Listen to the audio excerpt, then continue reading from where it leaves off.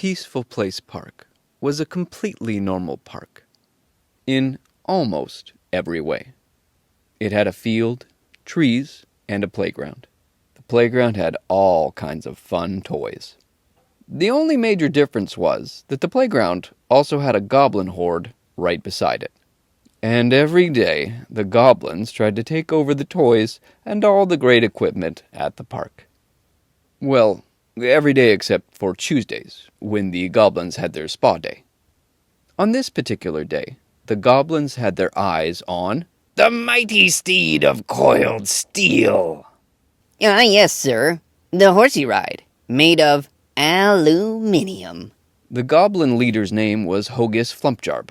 We will take for our horde the mighty steed of coiled steel. Aluminium, said Flumpjarb's assistant named Flopsweet. But sure, it doesn't go very far.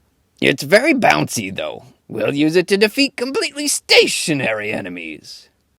But how will we capture it, sir? Well, what do we know about springs? Nothing. Well, maybe a little more than that. Something? Better. Sometimes they get rusty. Yes. And what do we know about rust? It's brown. And what is also brown? A log? Yes. Which type? Both of them, sir. Precisely. And what defeats trees? Strong winds.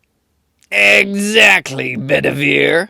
We will blow air and wave branches at the mighty steed of coiled steel. Aluminium. Until it is defeated, said Hogus, and all the goblins cheered and rushed out of the goblin fortress, grabbing branches along the way.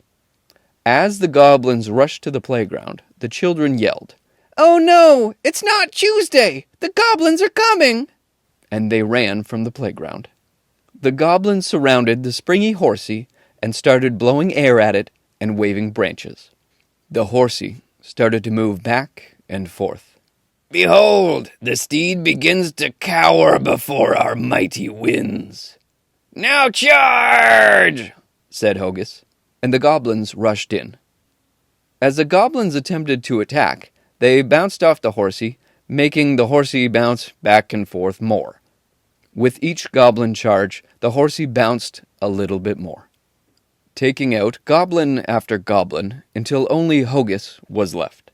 Who will save the brave and attractive goblin leader? And that was when the children of Peaceful Place Park ran in to help. They stilled the bouncing horsey, they helped up the defeated goblins, and gave bandages to the goblins with scraped knees. Even Hogus, who had never actually entered the battle, needed numerous bandages to feel better. After sharing juice boxes with the children, the goblins decided to go back home, as it was getting close to dinner time. The goblins agreed that the battle today was a glorious victory for their brave horde, and awarded each other medals of valor of the highest honor.